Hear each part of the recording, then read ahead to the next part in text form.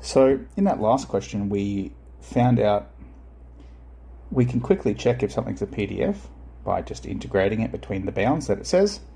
Here's another probability function. It says it is a probability density function, so we don't need to check that. Now it just wants us to use it. So what it wants us to do is just actively integrate it and find the values of different definite integrals.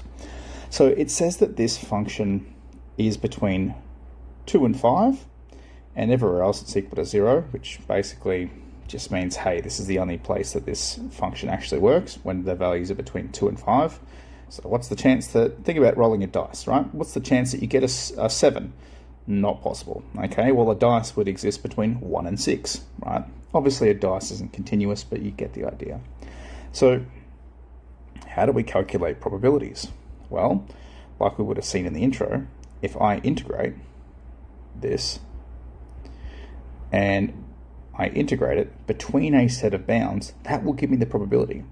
So for part A, if I want to look at less than 3, well, 3 is my upper value, and I can't go any lower than 2, so I'm just going to integrate it between 2 and 3. Now, looking at this equation, I'm going to have to expand that out before I get started. So I'm going to have negative 2 over 9x plus 10 over 9 dx. And now we're going to integrate that. So that's going to become negative x squared over 9. I've cancelled out the 2's when I've divided. Plus 10x over 9. And now what I'm going to do is use my square brackets between 2 and 3. So I've got negative of 3 squared over 9 plus 10 times 3 over 9 take negative of 2 squared over 9 plus 10 times 2 over 9. So hopefully we can tidy this one up fairly quickly. 3 squared is 9, so negative 9 over 9 is negative 1. 10 times 3 is 30 over 9, so we can just make that 10 over 3. Take away. I've got negative 4 over 9, but I'm minusing negative 4 over 9, so plussing 4 over 9. And then I've got 20 over 9. So 20 over 9, I'm just at this point, but minusing 20 over 9, so that's going to become minus 20 over 9.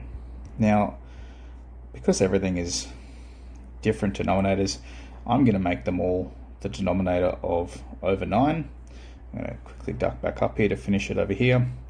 That'd be minus 9 over 9, plus 30 over 9, plus 4 over 9, take 20 over 9, and we can quickly do some maths here.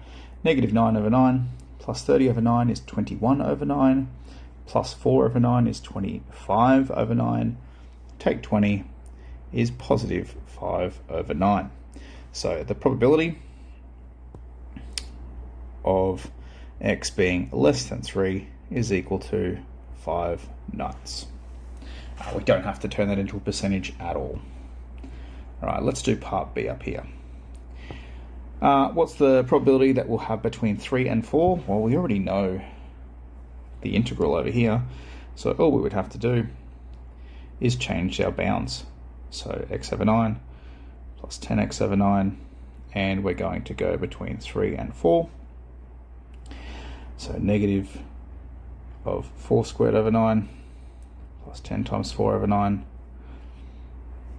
take negative of 3 squared over 9 plus 10 times 3 over 9. Okay, and I saw before that I should leave it as a common denominator of 9, so I'm going to do that as I go. So that's going to give me negative 16 over 9 plus 40 over 9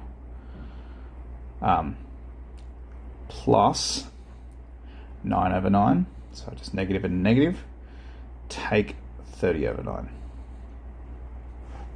So negative 16 and 40, positive 24, plus a 9, positive 33, take a 30, is going to give us a positive 3 over 9. So we would say the probability of getting between 3 and 4 is 3 over 9. Now this example is an absolute classic of one that you'd be expected to do tech-free in an exam. However, of course, if you click on a little video over there, you'll see that I show you exactly how you can do it in your calculator, because if this is tech allowed, because all probability density functions have to be above the x-axis, that means that every single one of these can just be very, very quickly solved in your run matrix. If you just use the, hey, I'm going to integrate it between 2 and 3, and you just type in your equation, done. It'll give you the answer very, very quickly.